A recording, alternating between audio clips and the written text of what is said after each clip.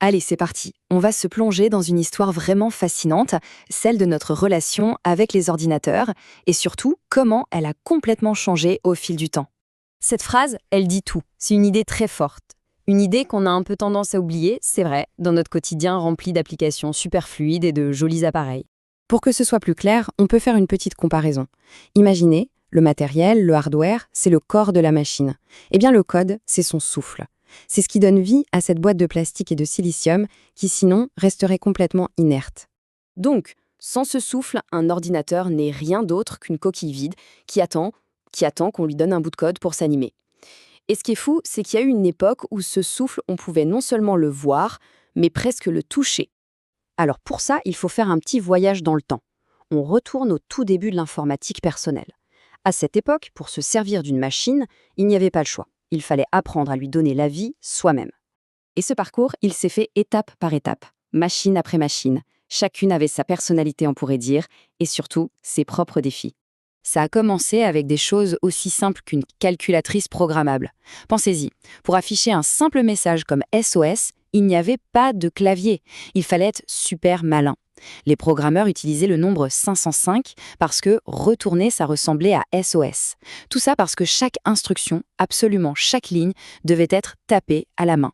Et puis, il y a eu le fameux Sinclair ZX81. Sa mémoire, un seul kilo-octet, un K.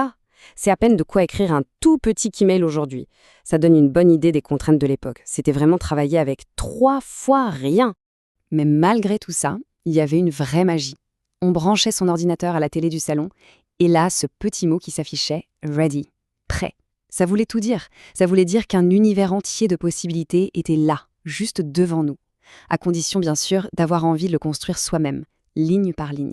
Parce qu'à cette époque, le code, il n'était pas du tout caché. Au contraire, on le trouvait partout, dans les magazines, dans les livres, on l'imprimait, on se le passait, on l'annotait, on recopiait des pages entières de code à la main pour le taper sur son clavier. C'était une sorte d'open source avant l'heure. Pour apprendre l'informatique, il fallait voir le code, il n'y avait pas d'autre moyen. Bon, si ce code était si important, si visible, une question se pose. Mais où est-ce qu'il est passé ? Comment est-ce qu'il a disparu de notre vue ? C'est ce qu'on va voir maintenant. Alors, pourquoi on ne voit plus le code ? En fait, sa disparition, ce n'est pas du tout un hasard. C'est le résultat de 2 grandes choses, la recherche de commodité, de simplicité et bien sûr, l'évolution de la technologie. Le gros changement technique, ça a été le passage du code interprété au code compilé. Avant, la machine lisait le code ligne par ligne. C'était lent. Avec la compilation, un programme spécial, le compilateur, traduit tout le code humain d'un seul coup en langage machine. Le résultat, un fichier exécutable super rapide, super compact, mais totalement illisible pour un humain. Et là, c'est le point crucial. Ça a créé une toute nouvelle dynamique. D'un côté, on a gagné des logiciels beaucoup plus rapides, plus fiables. Mais de l'autre, on a perdu ce contact direct avec la machine. On ne pouvait plus voir comment ça fonctionnait, ni le modifier. Et c'est là qu'une industrie du logiciel est née. Une industrie qui a commencé à protéger ses créations en cachant le code source.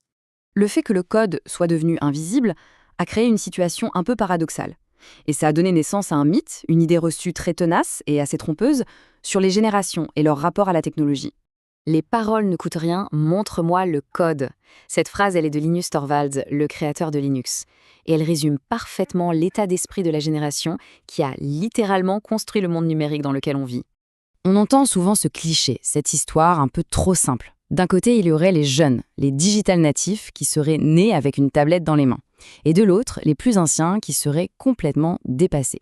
Le problème, c'est que cette vision des choses oublie un détail assez énorme. C'est que toute l'infrastructure numérique sur laquelle on s'appuie aujourd'hui a été pensée, codée et mise en place par cette génération, née dans un monde analogique. Ce ne sont pas des natifs, ce sont les architectes, les bâtisseurs. Et nous voilà arrivés à aujourd'hui. Une époque où le code est plus invisible que jamais, et pourtant, paradoxalement, la machine n'a jamais semblé aussi vivante. On est même entré dans l'ère du no-code. C'est l'étape ultime. Le travail de ces pionniers a été tellement bien encapsulé dans des outils puissants qu'aujourd'hui, on peut créer des choses très complexes sans taper la moindre ligne de code. Et puis bien sûr, il y a l'IA. Nos machines sont devenues des interlocuteurs. On leur parle, elles nous répondent, elles ont l'air de réfléchir, de raisonner. Et tout d'un coup, les grandes questions philosophiques d'hier redeviennent incroyablement actuelles. Mais il ne faut jamais oublier une chose, même l'IA la plus sophistiquée ne commence pas à penser toute seule. Au tout début, il y a un humain qui a écrit les premiers algorithmes, qui a donné la première impulsion. C'est un humain qui a insufflé ce souffle de vie initial. Et ça nous laisse avec une dernière question. Maintenant que ce souffle, le code, est devenu totalement invisible, est-ce qu'on a aussi perdu la capacité de voir l'âme de la machine?